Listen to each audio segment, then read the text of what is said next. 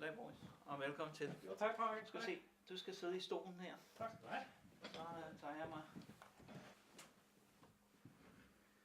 Skal vi have tilpasset nogle høreapparater, Boris? Det var ideen. Så Boris.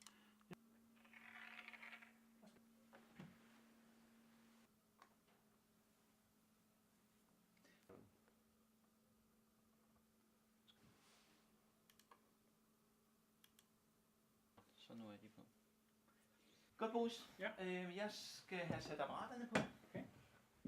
Så sætter vi den her, Boris. Så jeg har noget i begge ører. Så. Og det synes jeg egentlig, at den er nu. Det virker behageligt.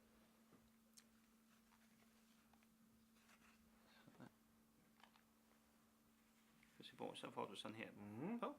Så vi kan programmere høreapparaterne.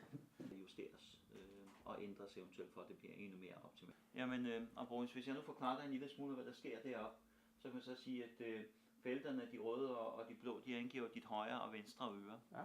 Og tallene, det angiver forstærkningen, du får. Hvad giver vi forstærkning? De forskellige kanaler her. Og så kan vi også se en simuleret kurve, hvor meget et max forstærkning for den her klient, med det høretab, der nu er.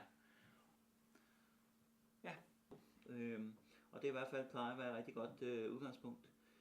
I 80%